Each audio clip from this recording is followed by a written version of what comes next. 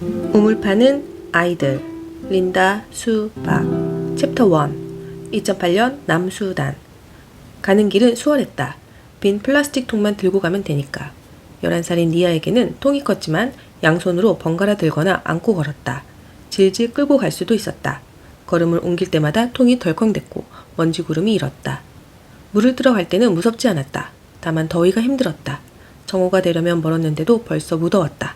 도중에 쉬지 않아도 아침나절의 절반이 꼬박 걸릴 터였다. 더위, 시간, 거기에 가시밭. 1985년 남수단. 쌀바는 나무 의자에 책상 다리로 앉아 있었다. 허리를 꼿꼿이 펴고 양손을 모으고 고개를 정면으로 향했다. 선생님에게 집중하는 태도였다. 다만 눈과 마음만 딴 데가 있었다.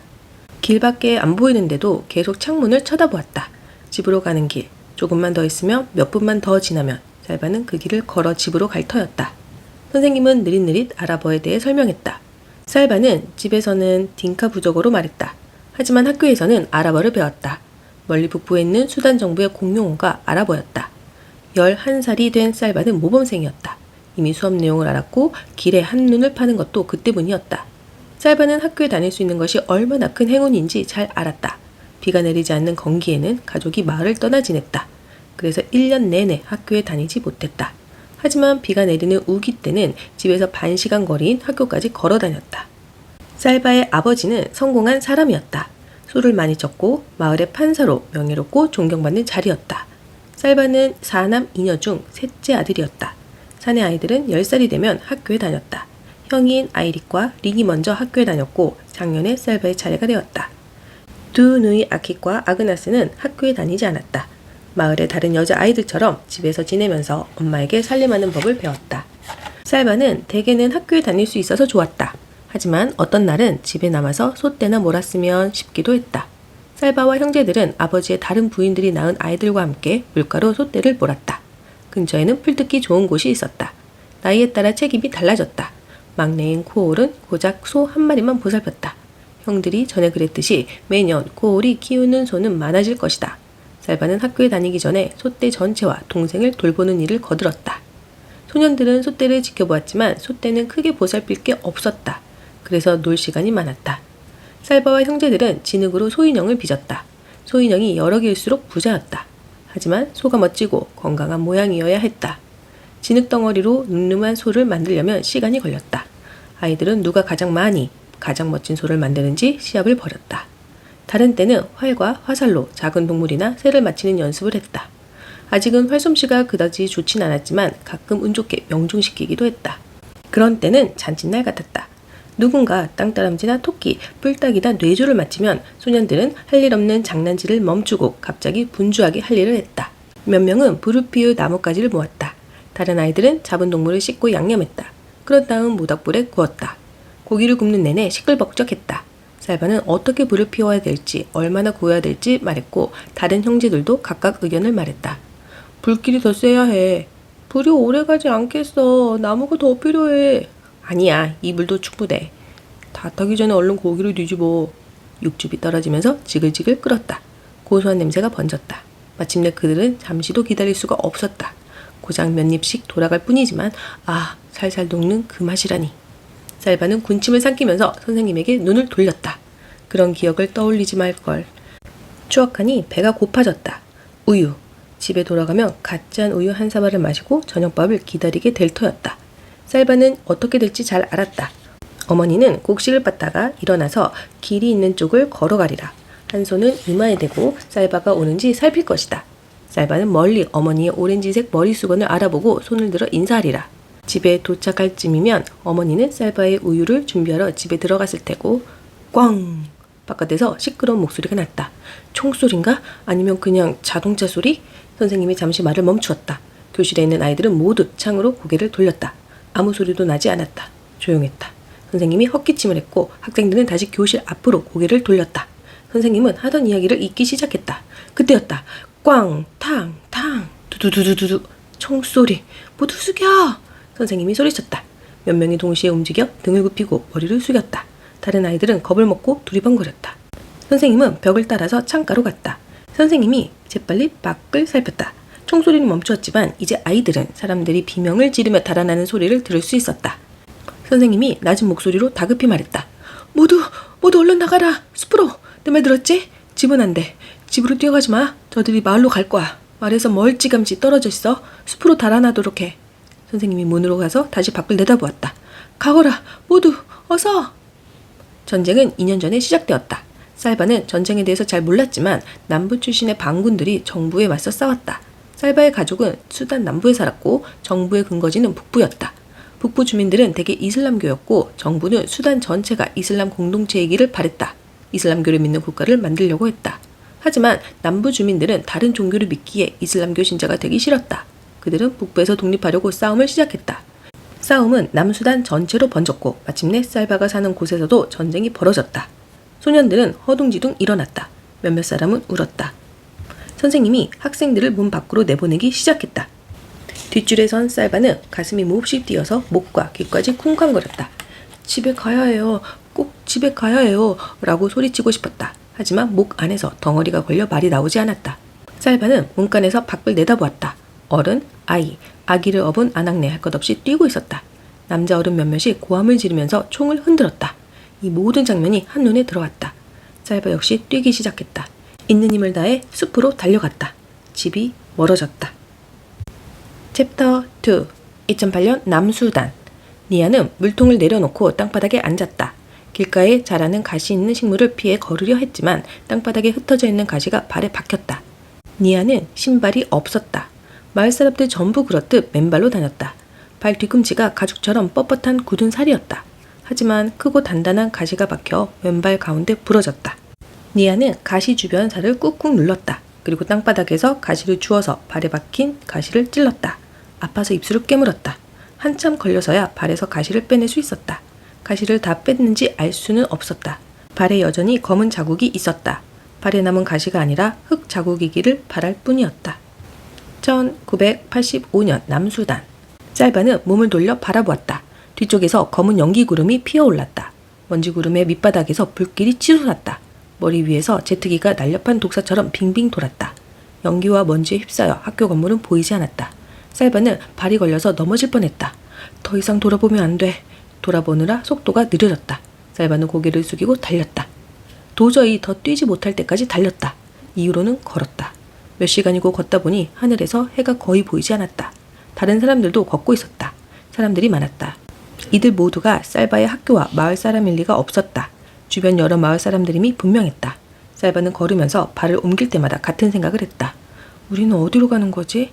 우리 가족은 어디 있을까? 언제 다시 만날까? 너무 어두워서 길이 보이지 않게 되자 사람들이 걸음을 멈추었다. 처음에는 다들 어정쩡하게 서서 쏘곤대거나 겁을 먹어 입을 다물었다. 그러다가 남자 몇 명이 모여서 잠시 이야기를 나누었다. 한 명이 소리쳤다. 마을별로 모이세요. 아는 사람 있을 겁니다. 살바가 돌아다니는데 이런 말이 들렸다. 룬 아이릭 마을 여기요. 마음이 놓였다. 룬 아이릭은 살바의 마을이었다. 살바는 얼른 그 소리가 난 쪽을 향했다. 길가에 12앗이 모여 있었다. 살바는 얼른 사람들을 살폈다. 가족은 없었다. 아이를 아는 아낙네와 남자 둘, 10대 소녀 1명, 낯익은 얼굴이 몇 명 있었지만 잘 아는 사람은 없었다. 그래도 그들을 보니 마음이 놓였다. 그들은 길가에서 밤을 보냈다. 남자들은 번갈아서 망을 봤다. 다음날 아침 걷기 시작했다. 살바는 일행의 가운데서 룬 아이릭 주민들과 나란히 걸었다. 이른 오후 길 앞쪽에서 한 무리의 병사들을 보았다. 사람들 사이에 소문이 돌았다. 반군이래. 반군, 정부에 맞서 싸우는 사람들이었다. 살바는 길가에서 기다리는 반군 병사들 몇몇을 지나쳤다. 각자 큰 총을 갖고 있었다. 반군들은 주민들에게 총구를 겨누지는 않았지만 억세고 경계하는 듯 했다. 병사 몇 명이 길가에 서 있다가 주민들의 뒤쪽으로 갔다. 이제 마을 사람들은 병사들에게 둘러싸였다. 이들이 우리에게 어떻게 할 거지? 우리 가족은 어디 있지? 그날 늦게 마을 사람들은 반군 캠프에 도착했다. 병사들은 그들에게 두 무리로 나누라고 명령했다. 남자들이 한 무리, 여자들과 아이들, 노인들이 한 무리였다. 살바보다 고작 몇 살 많은 아이들이 남자 무리로 보내진 걸 보면 10대 소녀는 남자 어른으로 간주되는 모양이었다. 살바는 잠시 머뭇거렸다. 겨우 11살이었지만 살바는 중요한 가문의 아들이었다. 그는 할아버지의 이름을 딴 마을 출신으로 정식 이름은 살바 마위엔 너티 아이릭이었다. 아버지는 쌀바에게 사내답게 행동하라고 형들을 본받고 동생 크올의 본이 되라고 늘 타일렀다. 쌀바는 남자들을 향해 몇 걸음 옮겼다. 이봐! 병사가 쌀바에게 다가와 총을 들었다. 쌀바는 멈춰섰다. 총이 얼굴을 향할 때 반들거리는 검은 촉구만 보였다. 총구 끝이 쌀바의 턱에 닿았다. 무릎이 흐느적거리는 기분이었다. 쌀바는 눈을 감았다. 지금 죽으면 다시는 가족을 못 만나. 그 생각이 기운을 차렸고 덕분에 겁먹고 쓰러지지 않았다. 쌀바는 숨을 크게 쉬고 눈을 떴다. 병사는 한 손으로만 총을 들고 있었다. 총구를 겨눈 게 아니라 얼굴을 잘 보려고 총구로 쌀바의 턱을 쳐든 것이었다. 저기로 가. 병사가 총을 움직여 여자들과 아이들 무리를 가리켰다. 넌 아직 어른이 아니야. 그렇게 서둘 건 없다고. 병사는 웃으면서 쌀바의 어깨를 툭 쳤다. 쌀바는 살금살금 여자들 옆으로 갔다. 다음날 아침 방군은 야영지에서 이동을 했다. 마을 사람들은 총, 박격포, 포탄, 무전용 장비를 옮겨야 했다. 쌀바는 방군을 따라가기 싫다고 맞서는 사내를 보았다. 병사가 총의 개머리판으로 그의 얼굴을 내리쳤다. 사내는 피를 흘리며 바닥에 쓰러졌다. 그 후 아무도 반항하지 않았다. 사내들은 무거운 장비를 어깨에 메고 야영지를 떠났다. 다른 사람들은 모두 다시 걷기 시작했다. 그들은 방군과 반대편으로 향했다. 방군들이 가는 곳은 어디든 전투가 벌어질 테니까. 쌀바는 룬 아리익 마을 사람들과 어울렸다. 이제 남자들이 빠져서 무리는 몇 안 됐다. 어린애를 제외하면 아이는 쌀바뿐이었다. 그날 저녁 그들은 헛간을 발견하고 거기에서 밤을 보냈다. 쌀바는 껄끄러운 집더미에 누워서 뒤척였다. 우린 어디로 가는 걸까? 우리 가족은 어디 있지? 언제 다시 가족과 만나게 될까? 시간이 한참 지나서야 잠들었다. 쌀바는 잠이 깨기도 전에 뭔가 이상하다는 걸 느낄 수 있었다. 눈을 감고 가만히 누워서 그게 뭔지 알아내려 애썼다. 마침내 일어나 앉아서 눈을 떴다. 헛간에는 아무도 없었다. 너무 급히 일어나는 바람에 잠깐 어지러웠다. 쌀바는 문으로 달려가 밖을 내다보았다. 아무도 없었다. 아무도. 그들은 쌀바를 버리고 떠났다. 소녀는 혼자였다. 챕터 3. 2008년 남수단. 니아가 걸어갈수록 지평선 얼룩은 뿌연 회색에서 올리브색으로 변해갔다. 발에 닿는 흙은 진흙에서 진창으로 변했고 결국 물이 발목까지 찼다. 연못 주변은 늘 복잡했다.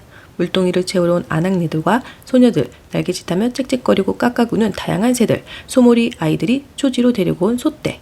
니아는 플라스틱 통의 손잡이에 달린 바가지를 풀었다. 바가지로 누런 흙탕물을 퍼서 마셨다. 2바가지쯤 마시자 속이 좀 시원해졌다. 니아는 찰랑찰랑할 정도로 물을 담았다. 그런 다음 바가지를 원래대로 붓고 주머니에서 또아리를 꺼냈다. 천으로 만든 또아리부터 머리에 얹고 물통을 이고 한 손으로 물통을 잡았다. 머리에 물통을 이었을 때까지도 가시 박힌 발이 쑤셨다. 올 때보다 집으로 돌아갈 때 시간이 더 걸린다는 것을 알고 있었다. 아무 일도 없다면 정오쯤에나 집에 도착할 터였다. 1985년 남수단. 쌀바는 눈시울이 뜨거워졌다. 다들 어디 갔을까? 왜 쌀바를 깨우지 않고 떠났을까? 이유는 알 것 같았다. 쌀바가 어리기 때문이었다. 쉽게 지쳐서 일행의 속도를 느려지게 하고 배고프다고 보채고 성가시게 할 테니까. 난 성가시게 굴지 않을 텐데, 보채지 않을 텐데, 이제 어떡하지? 쌀바는 몇 걸음 앞으로 나가 주변을 살폈다. 멀리 지평선에서는 태양이 폭탄 연기에 가려 뿌옇게 보였다. 100보쯤 앞에 작은 연못이 보였다. 연못과 헛간 사이에 집이 있고 근처에 아낙네가 햇볕 속에 앉아 있었다. 쌀바는 그녀를 잘 보려고 숨을 멈추고 살그머니 다가갔다. 이마의 부족 문양이 눈에 익었다. 딩가족 표식이었다. 쌀바와 같은 부족이란 뜻이었다. 소녀는 안도의 한숨을 쉬었다. 아낙네가 누어족이 아니어서 다행이었다. 누어족과 딩가족은 오랜 세월 사이가 나빴다. 어디까지가 누어족의 땅이고 어디부터가 딩가족의 땅인지 확실하지 않았다. 그래서 두 부족은 물이 많은 지역을 서로 자기 땅이라고 주장했다. 오랜 세월 딩가족과 누어족은 크고 작은 싸움을 벌였고 양쪽 다 많은 사람이 죽었다. 하지만 지금 부족 간의 전쟁이 아니라 반군과 정부 간의 전쟁이었다.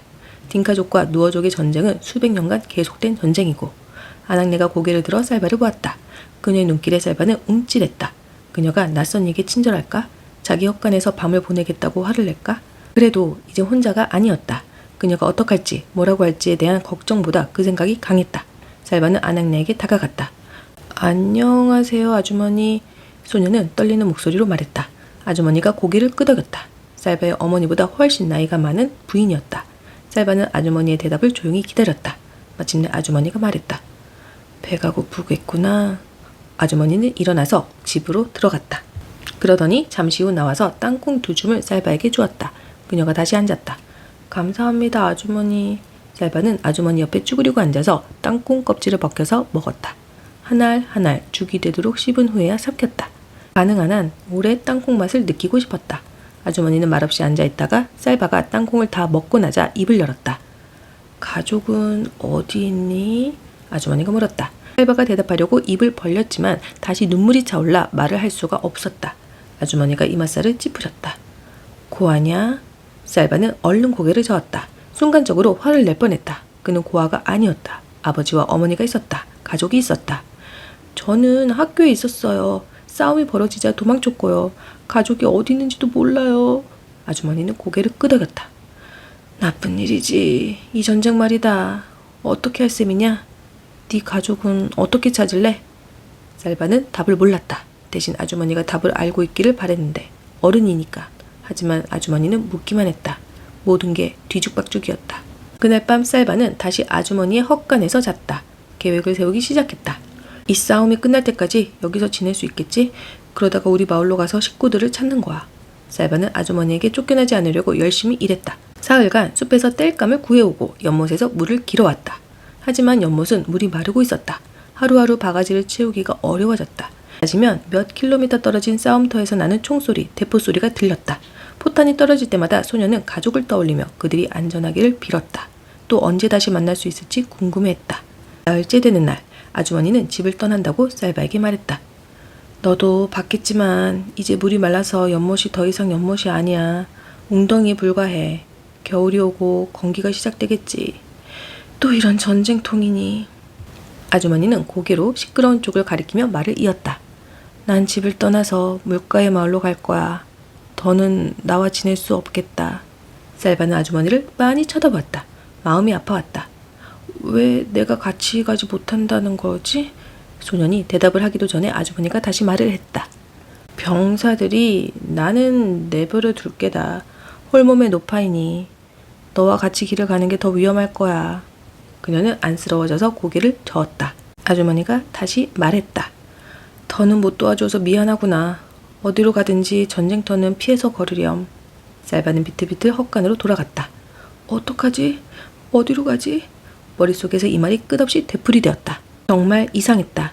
아주머니와 겨우 며칠 알았을 뿐인데 그녀가 없으면 어떻게 지낼지 상상할 수가 없다니. 헛간에 앉아 밖으로 고개를 돌리고 허공을 바라보았다. 빛이 점점 어두워지면서 저녁의 소리가 울리기 시작했다. 벌레들이 윙윙대는 소리, 마른 잎이 바스락대는 소리, 또 다른 소리. 사람들 목소리인가? 쌀바는 소리가 나는 쪽으로 몸을 돌렸다. 그랬다. 사람들 소리였다. 몇 명이 집 쪽으로 걸어 들어왔다. 10명쯤 될까 싶은 작은 무리였다. 그들이 다가오자 쌀바는 날카롭게 숨을 쉬었다. 저무는 빛 속에서 가장 가까이 다가온 사람들의 얼굴이 보였다. 두 사람의 이마에 V 모양의 흉터가 있었다. 딩카족 문양이었다. 쌀바의 마을에서 성인식 때 소년들이 받는 표식이었다. 이 사람들도 딩카족이었다. 무리 중에 가족이 있을 수도 있으려나?